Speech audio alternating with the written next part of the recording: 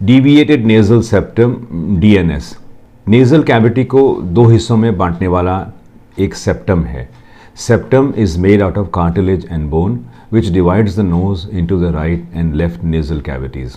Nasal septum is a midline structure, but usually it is deviated to one side or the other. अगर हम nose की anatomy समझें तो बीच में septum होता है और साइड में लैटरल नेजल वॉल है जिसमें कुछ फीचर्स होते हैं, specially the turbinates which are inferior, middle and superior turbinate. The nasal septum is supposed to be in the midline, लेकिन काफ़ी बार ये राइट या लेफ्ट की तरफ झुका होता है, मुड़ा होता है, डिविएटेड होता है. ये कैसे होता है? Quite often it is genetic, in the sense mother की वूम्ब में प्रेशर चेंजेस की वजह से या फॉर्मेशन में कुछ प्रॉब्लम की वजह से वो सेप्टम डिविएटेड होता है. और उसके बाद होता है एक्वायर्ड डिविएशन.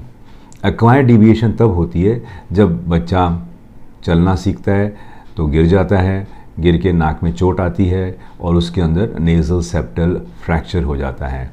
या उसके बाद बच्चा बड़ा हो जाता है, स्पोर्ट में इन्वॉल्व होता है और क्रिकेट या हॉकी या कभी कभी बॉक्सिंग की वजह से नोज़ में इंजरी होती है और नोज़ की इंजरी की वजह से नेज़ल सेप्टम अंदर से डिविएटेड हो जाता है. कार्टिलेज और बोन दो अलग अलग हिस्से हैं सेप्टम के. कार्टिलेज एक मोबाइल पोर्शन होता है जो आगे होता है और बोन एक नॉन मोबाइल या इमोबाइल पोर्शन है, रिजिड पोर्शन है जो नाक के पीछे के हिस्से में होता है. ये सारे स्ट्रक्चर्स नेज़ल बोन, मैक्सिला सब एक दूसरे के साथ ज्वाइन होते हैं और इसको मिडलाइन फेशियल स्ट्रक्चर्स कहते हैं. डिविएटेड नेज़ल सेप्टम कॉज करता है nasal blockage.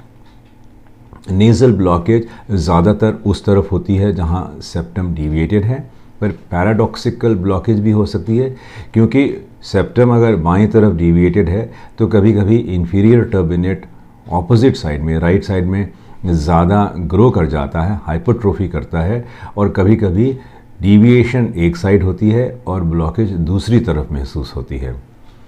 The other problems caused by a deviated nasal septum are sometimes recurrent bleeding, कभी कभी pain. It may predispose you to having and developing sinusitis and may cause headaches at times. Deviated nasal septum का एक ही इलाज है. आप भी समझ सकते हैं, अगर कोई हड्डी बड़ी है, डिविएटेड है, तो हड्डी अगर टेढ़ी है तो उसका इलाज ऑपरेशन से ही हो सकता है. कोई दवाई हड्डी को सीधी नहीं कर सकती. So the call has to come from you. अगर आपका डिविएटेड नेज़ल सेप्टम ब्लॉकेज करता है, सांस लेने में तकलीफ़ करता है, आप स्नोर करते हो रात को या सीपैप यूज़ करते हो और सीपैप ठीक तरह से नहीं यूज़ कर पाते क्योंकि नेज़ल सेप्टम सारा रास्ता ब्लॉक करके रखता है, तो आपको करेक्टिव सर्जरी करानी चाहिए. आजकल ज़्यादातर not only nasal septum but we do airway correction surgery, जिसमें जो जो चीज़ें सांस के रास्ते को ब्लॉक करती हैं नाक से, चाहे वो सेप्टम हो, चाहे वो टर्बिनेट्स हो, पॉलिप्स हो या बच्चों में एडेनॉइड हो, हर चीज़ को हम क्लियर करते हैं ताकि ऑपरेशन के बाद आप क्लियरली नाक से सांस ले पाओ. अगर आपको कॉन्कोमिटेंट एलर्जी है तो एलर्जी की वजह से सिम्टम्स बढ़ जाते हैं because allergy causes mucosal swellings. आपके इंफीरियर टर्बिनेट और नेज़ल म्यूकोजा के ग्लैंड स्वेल कर जाते हैं और ब्लॉकेज बढ़ जाती है. ये आपको ध्यान रखना है कि नाक की हड्डी के ऑपरेशन के बाद आपके एलर्जी के सिम्टम्स नहीं ठीक होंगे. एलर्जी एक अलग बीमारी है जिसका इलाज दवाइयों से, नेज़ल स्प्रे से या आजकल जो नया इलाज चला है नेज़ल इम्यूनोथेरेपी या एलर्जी वैक्सीन या सब लिंगुअल इम्यूनोथेरेपी या सब क्यूटेनियस इम्यूनोथेरेपी से हम करते हैं. इस गलत फहमी में नहीं रहना चाहिए कि नेज़ल सेप्टल सर्जरी के बाद आपकी एलर्जी चली जाएगी. नेज़ल सेप्टल सर्जरी के बाद खाली आपका नाक की हड्डी को सीधा किया जाएगा और बाकी के अगर आपको कोई सिम्टम है तो वो दवाइयों से या किसी और ज़रिए से ठीक किए जाएंगे. Correction of nasal septal deviation हम जनरल एनेस्थीसिया या लोकल एनेस्थीसिया में कर सकते हैं. अगर पोस्टीरियर डिविएशन है तो हम जनरल एनेस्थीसिया प्रेफर करते हैं क्योंकि वहाँ तक लोकल एनेस्थीसिया देना मुश्किल होता है. इसको हम रूटीन मेथड से या एंडोस्कोपिकली भी कर सकते हैं. एंडोस्कोपिकली यूजुअली जब लिमिटेड सेप्टल डिविएशंस हैं, छोटे छोटे सेप्टल स्पर्स हैं जो हम आसानी से देख के एंडोस्कोप से निकाल सकते हैं, उस तरह से करते हैं.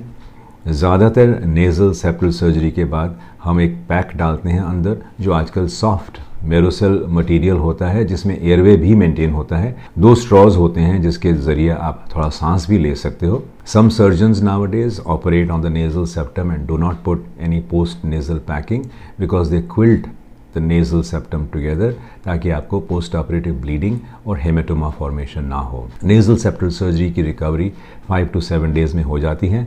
डॉक्टर आपको 1 या 2 बार बुलाएंगे पोस्ट ऑपरेटिव केयर और पोस्ट ऑपरेटिव क्लीनिंग के लिए, ताकि वो म्यूकस सिक्रीशंस, ब्लड क्लॉट्स निकालें और साइनिकिया या एडिशन फॉर्मेशन को रोकें नेज़ल क्लीनिंग और नेज़ल टॉयलेट करने के बाद। कुछ दिनों तक हम नेज़ल डूशिंग एडवाइस करते हैं, ताकि जो भी नेज़ल सिक्रीशंस हैं वो क्लियर हो जाएं और आपको सर्जरी का पूरा फ़ायदा हो। So nasal septal deviation is a common ENT problem.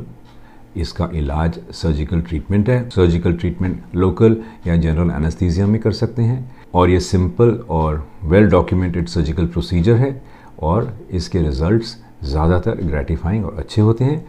Patients improve करते हैं और नेज़ल ब्लॉकेज चली जाती है। CPAP यूज़ करने वाले भी कभी कभी सेप्टल सर्जरी इसलिए कराते हैं क्योंकि उनकी मशीन ठीक तरह से काम नहीं करती, और वो इस ऑपरेशन के बाद अपनी स्नोरिंग के लिए जो CPAP की मशीन यूज़ करते हैं वो ज़्यादा अच्छी तरह से इस्तेमाल कर पाते हैं।